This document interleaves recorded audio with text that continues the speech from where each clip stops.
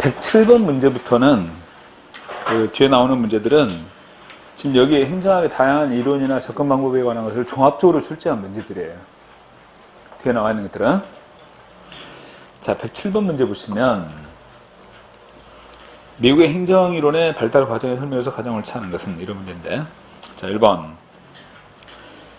19세기 말엽 역관제의 비효율 극복을 위해서 제퍼슨과 잭슨 철학이 입각한 진보주의 운동과 행정의 탈정처를 강조하는 정책적 이론론이 전개된다. 역관제의 비효율 극복을 위해서 등장하는 게 뭐야? 실적제죠. 그리고 이 진보주의 운동과 행정의 탈정처를 강조했던 정책적 이론론의 전개는 윌슨에 의해서 전개되는 거예요. 그죠? 제퍼슨하고 잭슨은 여러분들 아시다시피 제퍼슨은 지방 분권을 주장했던 자유주의자예요. 그리고 잭슨은 역관제 주장했던 인물이잖아요. 그러니까 이것과는 거리가 멀어요. 지금 여기 나와 있는 특징들은 바로 윌슨에 의해서 주장된 것들입니다.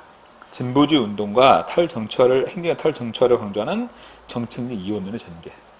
그리고 이러한 것은 이제 결정적으로 실적제의 도입과 더불어 정책적 이론론 이렇게 표현할 수 있다는 얘기야. 2번 1930년대 경제 대공황 이후에 행정권의 우월화 현상을 인정하는 정책적 이론론이 등장했고, 그 다음 3번 비교 행정론의 대표적인 학자인 리그스의 프림적 모형은 농경국가도 산업국가도 아닌 제3의 국가 형태인 개발도상국을 연구하는 데 보다 적합하다. 이것은 4번 1968년도 민나브록 회의는 행정의 적절성, 사회 형평성 등을 강조하는 신행정학의 탄생에 영향을 주었던 거. 이게 바로 민나브록 회의 이렇게 표현할 수 있다는 거죠. 이걸 주도했던 인물이 누구냐? 왈도예요. 이걸 주도했던 인물이 왈도, 마리니, 프레드릭슨 이런 인물들이 대표적인 신행정론을 주장했던 학자들입니다. 왈도, 마리니, 프레드릭슨 이런 인물들이.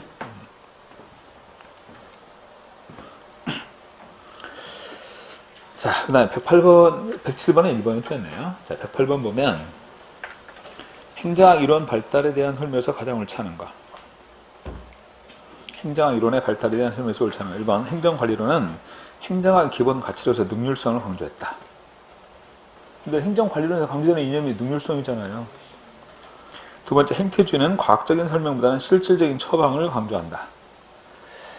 행정학의 학문적 성격은 두 가지가 있어요. 하나는 과학성이 있고 하나는 기술성이 있습니다. 기술성이라는 것은 처방성을 의미하는 거예요. 그런데 행태론은 아시다시피 과학성을 강조하죠. 후기 행태론은 기술성인 처방성을 강조합니다. 아까 여기서 기술성인 처방성을 강조하고 있다.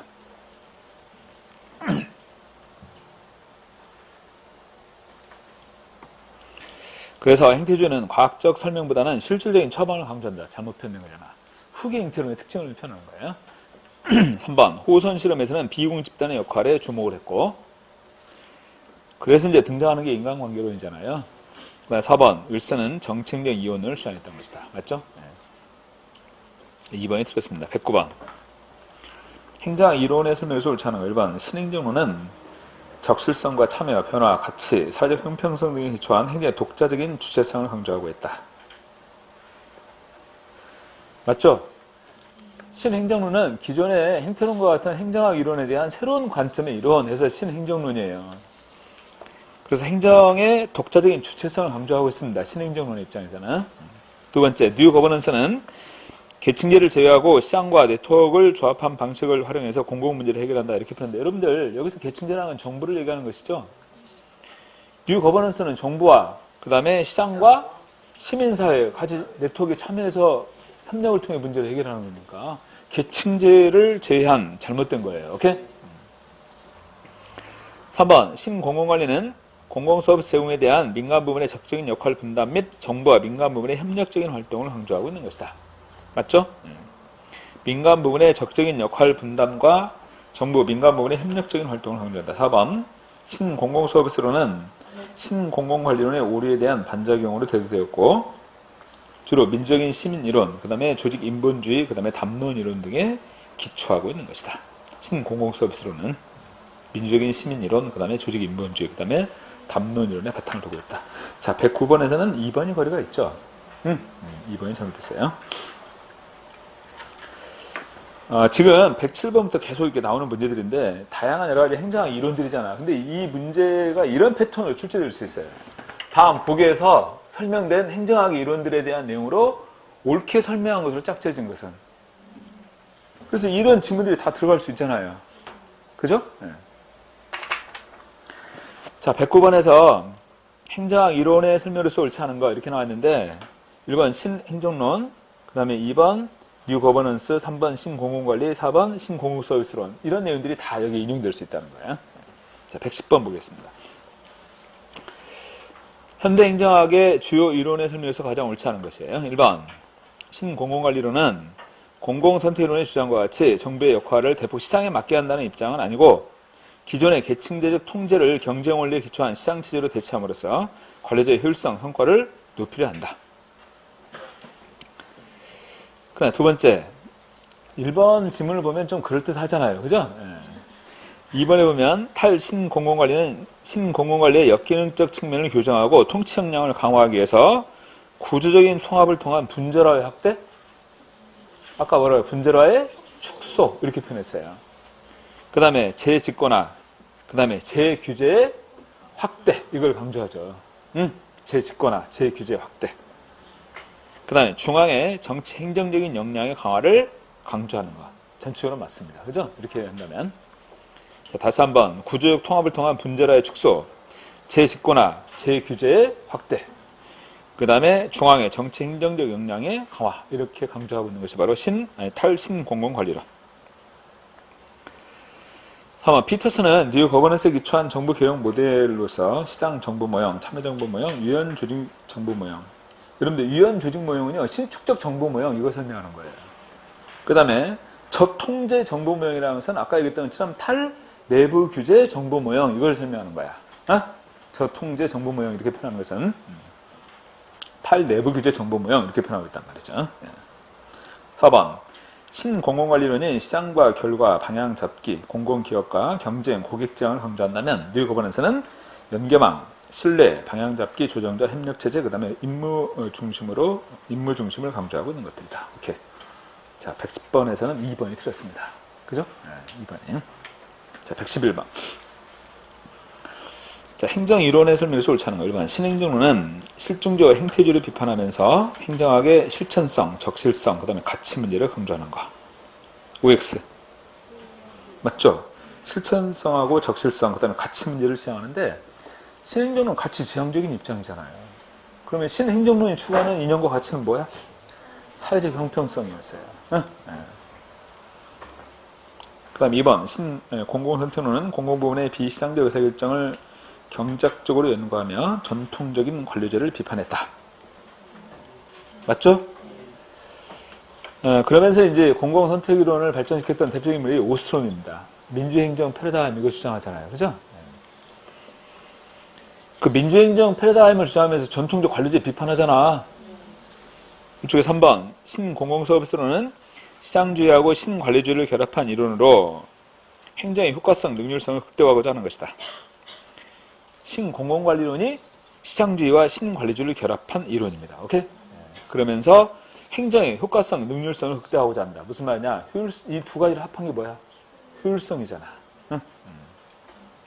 4번. 뉴 거버넌스는 정부와 시장, 시민사회 간의 신뢰와 협동을 강조하고 있고, 자, 111번에서는 3번이 틀렸어요. 자, 뒤로 넘어갑니다. 자, 그 다음에 이제 행정 이념이 나왔어요.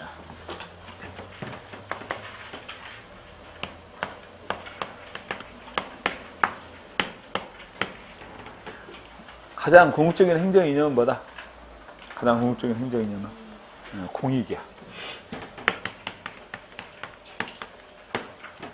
근데 이 행정 이념 가운데서 본질적 가치가 있고 또 하나는 수단적 가치가 있어요. 자, 본질적 가치에 해당되는 것들은 대표적인 것들이 어떤 것들이 있냐면 공익, 형평성, 정의, 그 다음에 자유, 평등 이러한 이념들이 본질적 가치에 속하는 것들입니다. 공익, 형평성, 정의, 그 다음에 자유와 평등 이런 것들. 자유, 평등도 본질적 가치에 속하는 것들이에요. 수단적 가치에 해당되는 것은 민주성,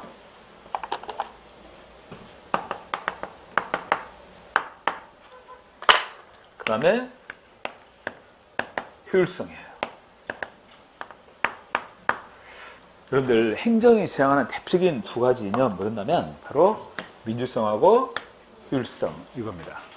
그렇잖아요. 근데 민주성하고 효율성은요, 그 기본 성격상 상호 대립적이에요. 앞에서도 신공공관리인이 추구하는 이념이 효율성이라고 한다면 그걸 반발하면서 신공공서비스로는 민주성의 이념을 추구했습니다. 그죠? 그래서 이렇게 기본 성격상 상호 대립적이라는 얘기야. 그런데 여기서 민주성하고 효율성은 목적과 수단의 관점에서 본다면 이게 서로 조화를 이룰 수가 있어요. 이걸 목적으로, 이것을 수단으로, 이런 관점으로 본다면 이 두 가지는 서로 조화가 가능하다. 그런 측면에서는. 자, 민주성하고 연관돼서 이해될 수 있는 것이 대응성과 책임성과 시민의 참여, 이런 내용들입니다. 대응성, 책임성, 시민 참여. 대응성, 책임성, 시민 참여. 효율성은 효과성 플러스 능률성이죠. 여러분들 효과성을 뭐라고 표현하는 거? 이것은 목표 달성도예요.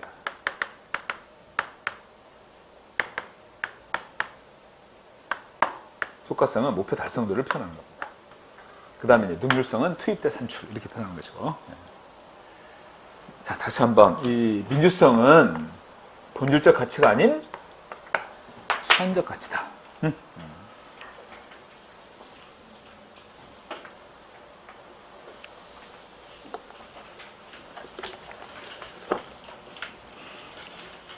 자, 114번 보겠습니다. 행정 가치 가운데서 수단적 가치의 설명에서 가장 옳지 않은 거 1번. 대외적 민주성을 확보하기 위해서 행정 통제가 필요하다. 대외적 민주성을 확보하기 위해서. 이 대외적 민주성이라는 것은 국민을 위한 행정 이렇게 볼 수 있는 것이거든요. 그러니까 외부 통제가 필요한 거죠. 두 번째, 수단적 가치는 본질적 가치를 실현을 가능케 하는 가치들이다. 3번, 전통적으로 책임성은 제도적 책임성하고 자율적 책임성으로 구분되어 논의되었다. 4번, 사회적 효율성은 과학적 관련의 등장과 함께 강조되는 것이다. 과학적 관련은 기계적 능률성 또는 기계적 효율성 이렇게 표현하는 거죠. 그리고 사회적 효율성은요, 인간관계로 해서 강조되는 것들이에요. 이런 것들은. 4번이 거리가 있습니다. 115번. 행정이론의 패러다임과 추구하는 가치를 바르게 연결한 거예요. 행정관리론은 절약과 능률. 맞죠? 그 다음에 신행정론은 형평성과 탈규제. 탈규제는 신행정론하고 관계가 없습니다. 이것은. 그 다음에 신공공관리론 입장에서는 경쟁과 민주성, 경쟁과 효율성을 강조하는 거죠. 뉴 거버넌스는 대응성하고 민주성을 강조하는 겁니다. 각각.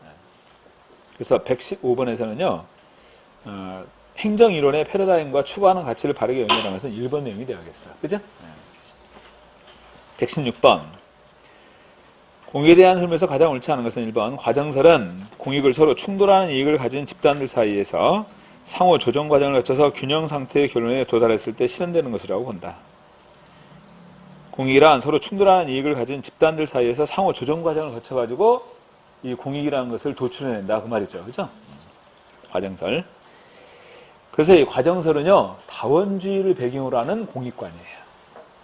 다원주의를 배경으로 하는 공익관입니다. 이렇게 얘기하잖아. 과정설은 개인주의, 자유주의, 다원주의, 공익관 이렇게 표현했잖아. 그러면 실체설은 뭐라고 그랬어? 실체설은 공동체주의적 공익관 이렇게 표현했어요.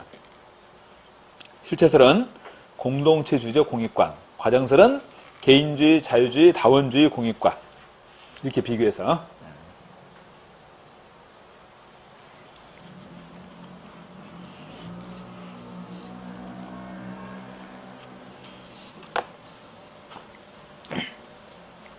(2번) 실체설에서도 전체 효용의 극대화를 강조하는 입장에서는 사회 구성원의 효용을 계산한 다음에 전 구성원의 총 효용을 극대화시킴으로써 공익에 도달할 수 있다고 본다. 실체설의 입장에서는 전체 효용의 극대화를 강조합니다. 그래서 공리주의의 주장은 최대 다수의 최대 행보 이런 것들을 강조하는 것이 바로 이러한 실체설의 입장이다. 이렇게 볼 수 있다는 거예요. 3번 실체설에서 도덕적인 절대 가치를 공익의 실체로 보는 관점에서는 사회 공동체나 국가의 모든 가치를 포괄한 절대적인 선의 가치가 있다고 가정한다. 네 번째, 실체설에서는 적법 절차의 준수를 강조하면서 국민 주권의 원리에 의한 행정의 중심적인 역할을 강조하고 있다. 적법 절차의 준수를 강조한다는 거야. 그리고 국민 주권의 원리에 바탕을 두고 행정의 중심적 역할을 강조한다. 이것은 과정설의 시각이에요. 적법 절차를 강조하는 거 과정설의 입장에서 강조되는 거 아니겠습니까? 자, 4번이 거리가 있죠? 4번이. 1번이 과정설, 2번이 실체설의 입장으로. 자, 이어서 그럼 118번도 한번 봅시다. 실체설, 과정설의 설명에서 옳은 거. 1번, 실체설은 집단 간의 상호작용의 산물이 공익이다. 이거 뭐야? 집단 간의 상호작용의 산물이 공익이다. 과정설이죠. 여기서 말하는 집단 간의 그 말은 다양한 이익 집단 간의 상호작용 또 뭐 이래서 타협 조정을 통해서 이제 공익을 도출한다 이거죠. 두 번째, 과정설의 대표적인 학자에는 플라톤과 루소. 자, 이 두 사람 기억하세요. 플라톤하고 루소는 대표적인 실체설 입장이에요. 나머지 뭐 예를 들어서 슈버트랄지 여러분들은 기억할 필요 없어요. 그 사람들 과정설 입장에 있는 사람들은. 왜냐하면 너무 생소한 사람들이니까. 근데 여러분들 거기에 나와 있는 플라톤하고 루소는 충분히 익숙한 이름들이잖아. 이 두 사람만 기억해도 이 두 사람이 대표적인 실체설을 주장하는 사람들이에요.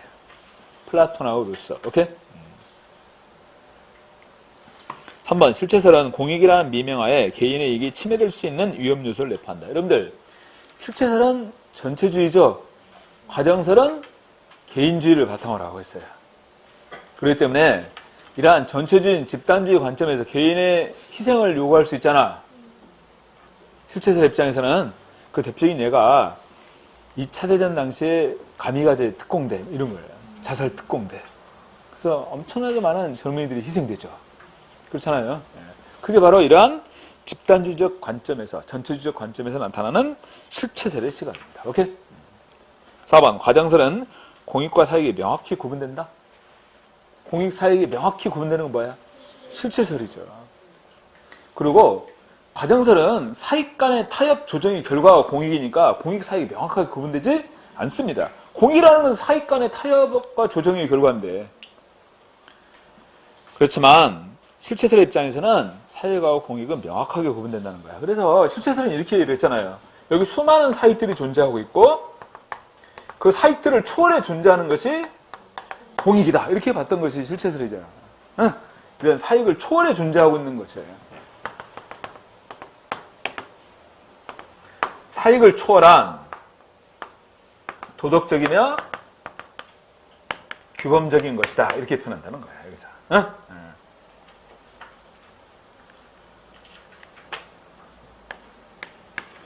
이게 실체설의 시각에서 바라보는 겁니다. 반면에 과정설의 입장에서는 수많은 사익들이 존재하고 있다면 이 사익들은 서로 대립 충돌하잖아요. 그런 것들을 타협 조정해서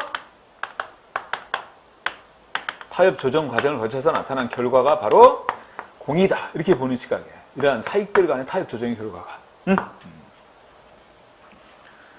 그렇다면 집단 이기주의를 극복할 수 있는 관점은 실체설이다, 과정설이다.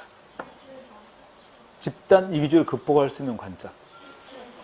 집단 이기주의, 님비, 빈피 현상은 여기서 나타나는 거잖아요. 각각 이러한 사익을 극단적으로 주장하는 과정에서. 그죠? 그래서 이러한 것들을 극복하기 위해서 이렇게 실체설의 입장에 공익적 관점을 제시하는 거예요. 그래서 이러한 집단 이기주의를 극복할 수 있다. 혼동하면 안 됩니다. 집단 이기주의를 극복할 수 있는 공익과는 실체설입니다. 실체설의 입장이에요.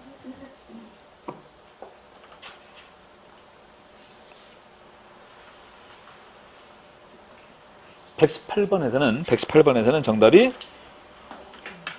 3번이죠. 119번 행정 이념으로서 형평성에 대한 설명에서 가장 옳지 않은 것은 이렇게 나왔습니다. 그 형평성의 개념에는 수평적 형평하고 수직적 형평이 있어요.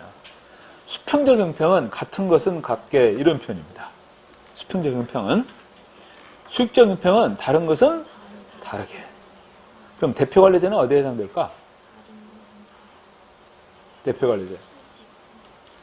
대표관리제는 공무원 채용 기준이 뭐예요? 출신 집단이에요.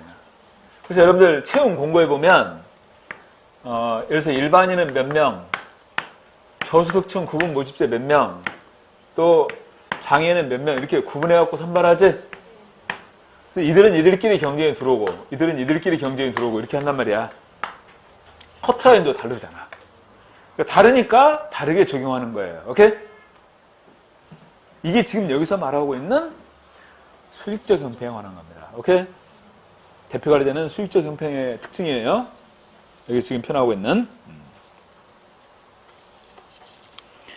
자, 먼저 2번에 보면 그 119번 문제에서 2번에 인간의 기본 욕구 충족과 최소한의 평등 확보 측면에서 욕구 이론은 수평적 형평에 대한 유용한 기준을 제시한다. 이렇게 했는데 욕구 이론은 인간다운 삶을 영위할 수 있도록 기본 욕구를 충족시켜준다. 이거예요.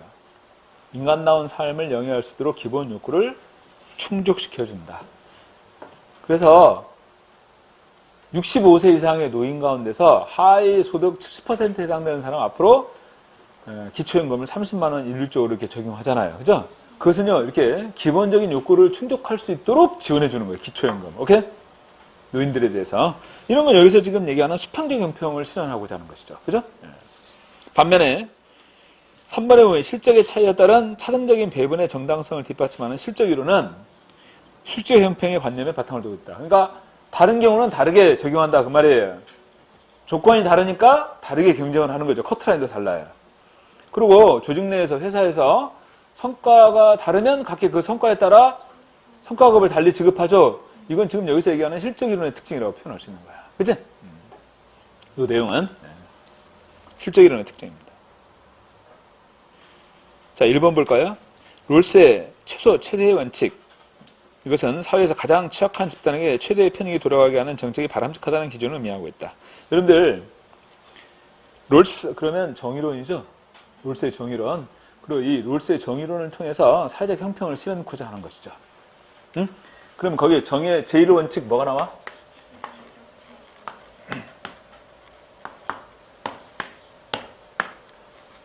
정의 실현을 위해서 정의의 제1원칙으로 제시한 거예요. 기본적 자유의 평등의 원칙입니다. 기본적 자유의 평등의 원칙. 누구나 기본 자유를 누리게 한다는 거야. 자유, 평등, 뭘 강조했어? 누구나 기본 자유를 누리게 한다. 여기서는 자유를 강조하는 거예요. 자유를. 오케이? 우선 이게 이제 첫 번째 요구되는 것이죠. 자유를 강조하는 것이. 그 다음에 정의의 제2원칙으로서 정의의 제2원칙으로 기회, 균등의 원칙. 이건 뭐야? 이건 평등이야. 오케이? 이것은 자유원칙과 그다음에 평등의 원칙. 그런데 사회 구성원들에 있어서 이렇게 자유와 평등이 주어지지만 그 사회 구성원들 사이에는 개개인마다 능력의 차이가 있죠. 노력하는 정도도 다르겠지. 그에 따라 부의 공평한 분배에 이루어지기 어려워요. 차등 분배에 이루어진단 말이야. 그러면 그러한 부의 차등 분배로 인해서 부의 이제 그 분배가 이루어지는 것에 의해서 상, 중, 하 이렇게 사회 계층 이런 게 발생하잖아. 사회적 격차가 발생하고. 그러면 정부가 이 사회 구성원들에게 똑같이 분배를 해버리면 사회 격차는 더 벌어지겠죠. 이런 경우에. 그래서 이 사회 격차를 해소하는 게 필요해요. 그렇게 하기 위해서는 사회 내에 소외되어 있는 이들에 대해서 어때요? 정부는 최대한 분배를 해주는 게 필요하다. 그런 얘기예요. 오케이? 그래야만 사회 격차가 줄어드는 거 아니겠느냐? 이런 얘기죠. 그래서 여기서 강조하는 것이 바로 차등 조정의 원칙입니다. 여러분들, 이 차등 조정의 원칙의 기준이 뭐냐?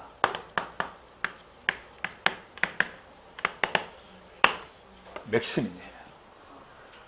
미니멈을 최대로 해준다. 미니멈을 최대로 해주면 이들에게 정부는 많은 그 부의 분배를 주는 거 아니에요. 그러면 사회 격차가 그만큼 줄어들 수 있다는 거예요. 그래서 여러분도 기억해줘야 돼. 맥시멈이야. 최소 극대화의 원칙입니다. 최소 극대화, 맥시멈. 응?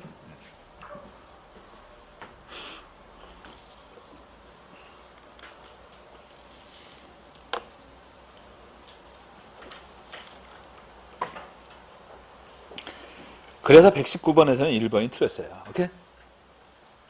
롤스의 최소 최대의 원칙, 미니맥스가 아니라 맥시민, 이걸 강조한다는 겁니다. 응? 여기서.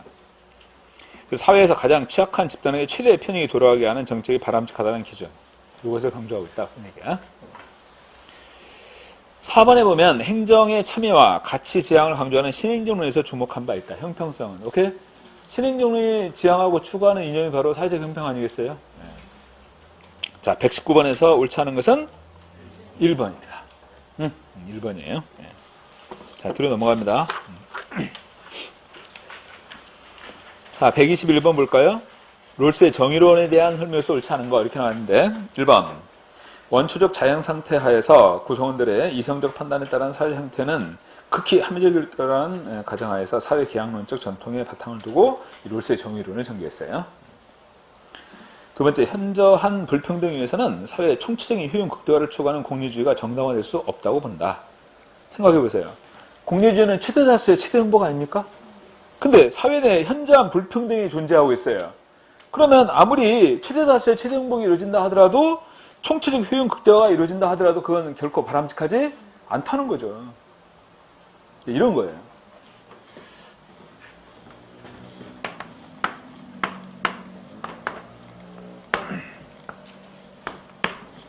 지금 2020년도 지금 현재 1인당 GDP를 대충 얼마로 얘기합니까? 어? 관심 없어요? 지금 뭐 3만 불 이런 얘기 하지? 그렇잖아. 1인당 GDP 뭐 3만 불 이런 얘기 합니다. 3만 불 올라갔다 뭐 내려갔다 뭐 이런 상황이라는 거야. 경제 여건이 자꾸 변동이 있으니까. 우리나라 경제 성장이 1962년도부터 진행이 되죠. 그러면 1962년도에 우리나라 1인당 GDP가 얼마였을 것 같아요?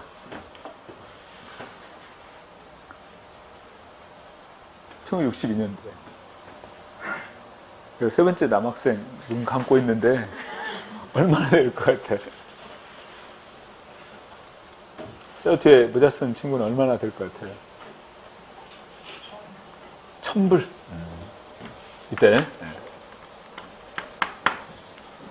그 옆에 남학생 얼마나 됐을 것 같아? 1962년도.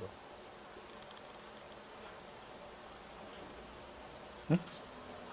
300? 놀라지 마세요. 1962년도 1인당 GDP는 약 50달러 정도 됐어요. 약 50달러. 이게 정확한 데이터도 없지만 그 정도 수준이에요. 여러분들은 잘 모르지. 그때 뭐 산 것도 아니고 살았던 것도 아니고 여러분 부모님 세대였는데 물어보세요. 그때는 정말 먹을 것조차도 없었어요. 제대로. 네? 보릿고개라는 말이 있었어요. 봄이 되면요 먹을 게 없어요. 식량도 다 떨어져. 농사 지은 것도. 그러니까 보리가 막 싹이 트거든요. 그럼 그거 훑어다가 죽 끓여서 먹고 그랬던 시절이에요. 나도 우리 이제 윗사람들한테 그런 얘기 들었지. 정말 빈곤했던 시절이었다는 거죠. 이때가. 어? 근데 지금 어때요? 엄청나게 잘 살게 됐죠?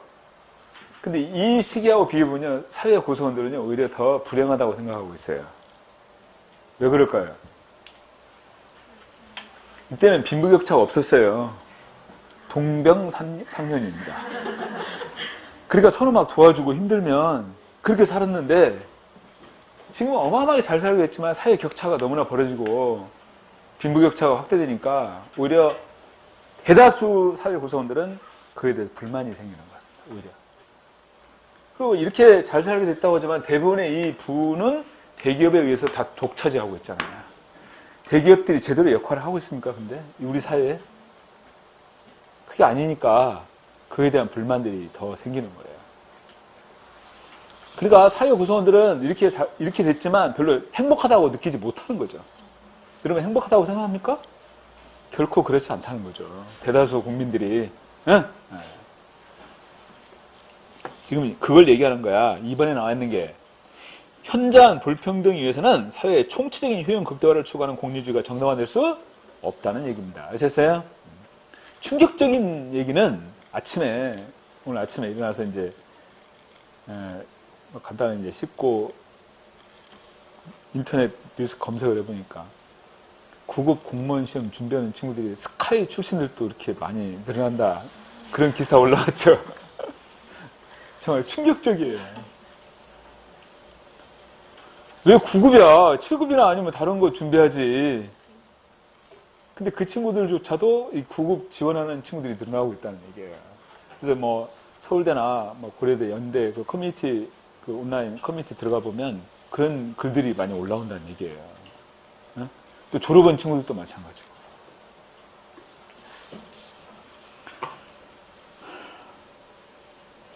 그러니까 막 경쟁 같은 거 싫다는 거죠. 그리고 공무원들 완벽한 워라밸 이런 얘기를 합니다. 그 아기 낳은 그 산모가 아기 낳았어요. 공무원인데 2시간 일찍 퇴근한다 하는데 2시간 일찍 퇴근한대요. 근데 이런 뭐 기업 다니는 경우 그거 상상이나 할 수 있겠어요? 잘립니다, 바로. 그거 요구하면. 그리고 또 앞으로는 공무원은요, 거의 지금 현재 민간 기업에 대해서 정부는 65세까지 연장해서 계속 고용을 해라 이런 것을 자꾸 요구하고 있는데 그렇게 이제 앞으로 민간 기업에 대해서 요구를 하려면 공무원부터 정년을 연장시켜줘야 돼요. 그렇기 때문에 조만간에 이제 그것도 논의가 이루어질 겁니다. 공무원 정년 연장에 대해서. 한꺼번에 60에서 65세 이렇게 가는 건 아니고 단계적으로 5년 정도 해서 1년, 또 5년 정도 해서 1년 이런 식으로 이제 확대해 나갈 거예요. 그러니까 여러분들이 정년 퇴직할 때 되면 65세가 된다는 거죠. 정년이. 네? 내가 30년 동안 거의 30년 좀 이제 안 됐는데 요즘 이제 국민연금에서 국민연금 다 내고 나서 내가 이제 62세부터 국민연금을 받는데 62세에 거의 뭐 내가 한 30년 가까이 집었는데 받는 연금액이 얼마냐면 100만 원이 조금 안 돼요. 참 기가 막히네, 그죠? 근데 공무원이 평균 그 30년 정도 근무하고 퇴직하잖아요? 받는 평균 연금이 얼마냐면 240만 원입니다.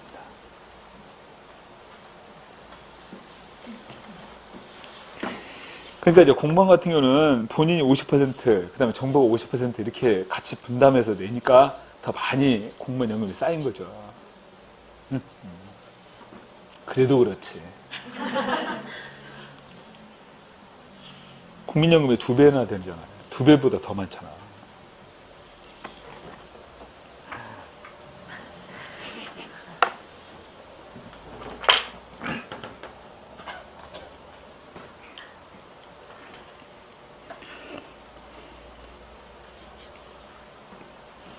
지금 제일 잘 산다고 표현한다는 게 좀 그렇지만 제일 수입이 많은 게요.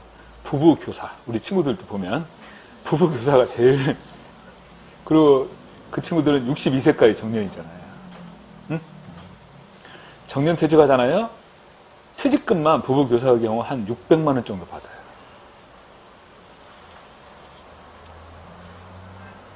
공무원들만 살판 났습니다. 공무원들만.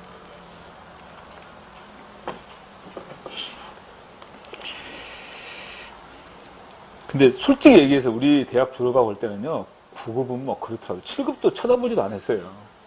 왜냐, 임금 격차가 컸으니까. 근데 계속 임금이 계속 조정되고 하면서 임금이 상당수 올라온 거죠, 지금은. 그 정년이 확실하게 보장돼 버리니까 보수가 조금 적다 하더라도 다른 직업에 비해서는 월등하게 여건이 낮다는 거예요. 그런 상황이 돼버린 거예요. 시간이 지나고 나서 보니까. 예전에는 공무원 보수가 굉장히 적었었습니다. 그러니까 조그마한 부패 이런 것은 눈 감았던 거죠. 적당히 알아서 해라는 거야. 그러니까 부패 같은 것도 이제 눈 감아주고 이런 식이었는데 이제 공무원 보수가 어느 정도 이제 안정이 되고 일반 민간 기업에 비해서도 뭐 결코 적지 않고 이렇게 되니까 그러한 부정부패도 아주 엄격하게 처벌하는 거죠. 지금은 과거에 비해서. 자, 빨리빨리들 합격하십시오.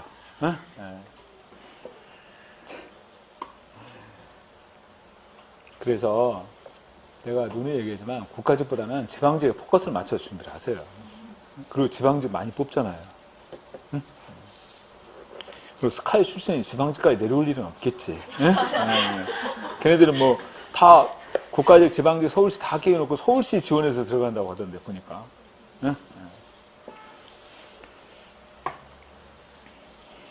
자, 121번에 3번. 자, 2번 내용 이해되죠? 현장 불평등 위해서는 사회의 총체적인 효용 극대화를 추구하는 공리주의가 결코 정당화될 수 없다는 얘기예요.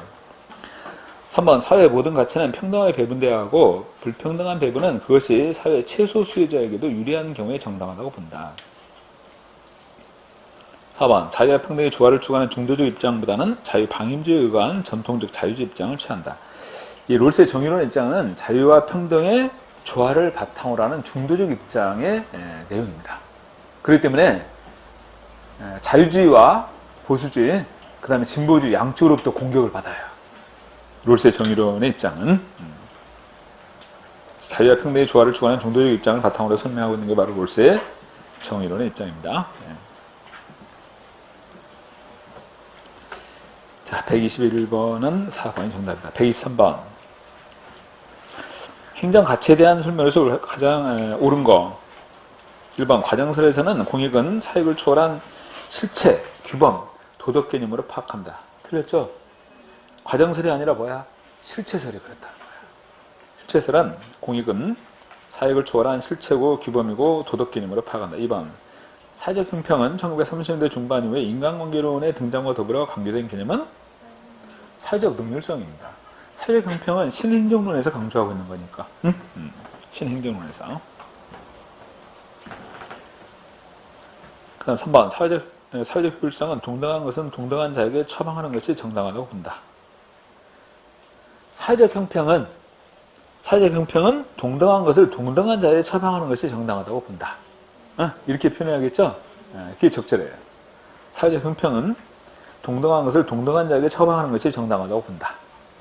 4번 효과성은 목표 달성의 정도로서 1960년대 발전행정론에서 중시한 개념이다. 여러분들요,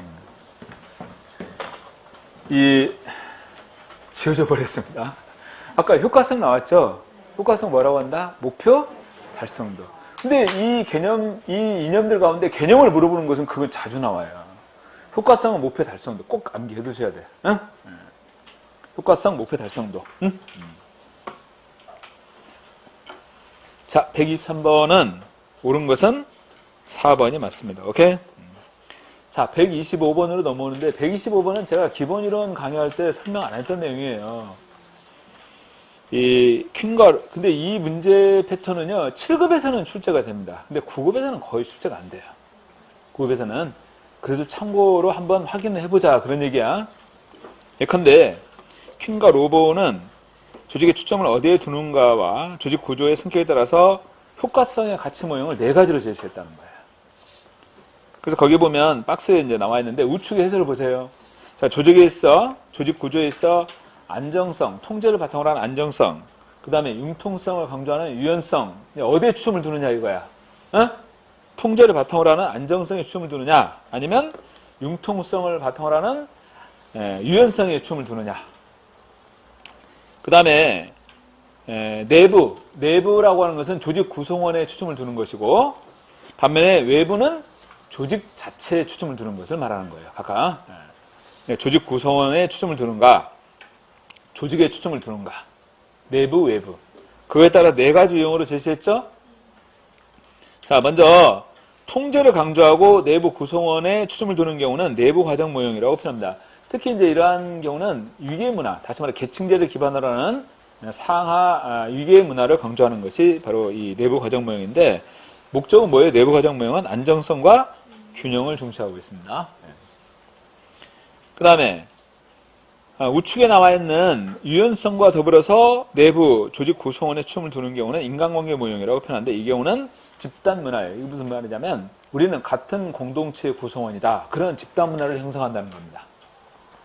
그래서 이런 경우에 목적은 인적 자원을 개발하는 데 초점을 두고 있다라는 얘기고, 그 다음 왼쪽에 보면 합리적 목표 모형 같은 경우는 외부 조직에 초점을 두고 있고 내부 안정성을 특징으로 하고 있는데, 합리적 목표 모형의 목적은 생산성과 효율성이에요. 그 다음에 개방체제 모형은 유연성과 더불어 외부 조직에 초점을 두고 있는 것으로, 개방체제 모형은 발전, 다시 말해서 혁신 문화를 추구하고자 하는 것인데 성장과 자원 확보를 목적으로 하고 있습니다.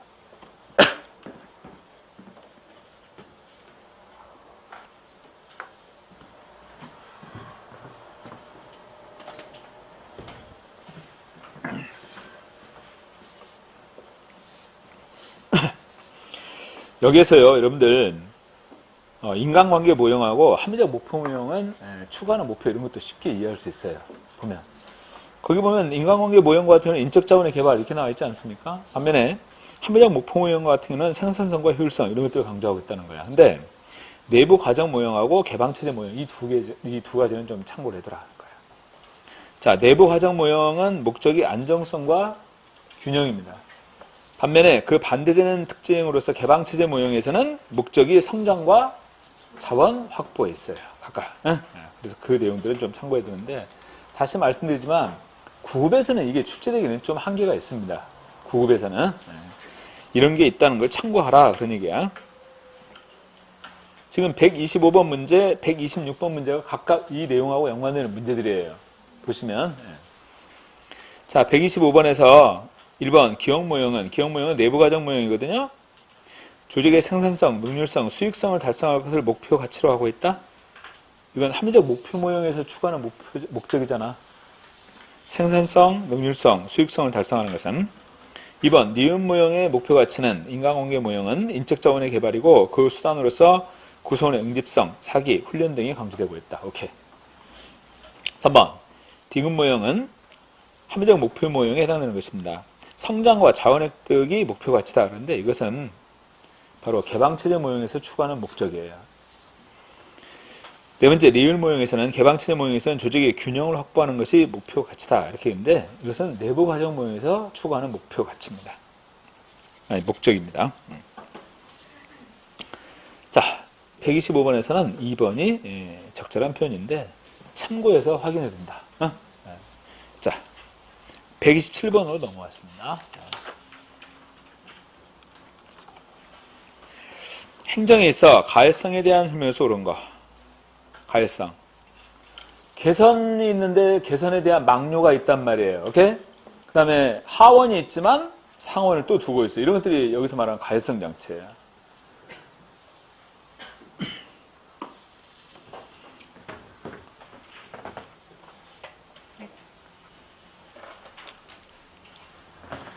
자, 보세요. 이렇게 여러 개의 볼펜을 갖고 다녀요. 그러면 요 하나 외에 나머지는 뭐예요? 이게 다 가해성이에요. 그렇잖아요. 네. 굉장히 가해성이 많이 갖춰져 있습니다. 네. 근데 이제 행정체제에서도 이런 가해성 장치가 요구된다는 거죠. 네. 1번 랜도는 권력분립과 연방주의를 가해성 현상으로 보았다. 맞죠? 권력분립, 연방주의 이런 거 가해성 장치입니다. 그러면 여러분들 계층제 있죠? 계층제는 가해성에 해당된다, 안 된다? 계층제는 가해성 장치가 아니에요. 아셨어요? 계층제는 가해성 장치 아닙니다. 두 번째, 정보체제의 안전성을 증진시키기 위해서 초과분의 채널이나 코드가 없는 비가해적 설계가 필요하다. 가해성 장치가 요구되는 거 아니에요? 정보체제의 안정성 증진을 위해서 지금 인도 7이 이제 어제 끝났나? 인도 7? 옛날에 인도 XP 이것으로 인해서 피해 많이 발생했잖아. 랜섬웨어 이거 해가지고 다들 빨리 업그레이드 시켜야 될 것 같은데.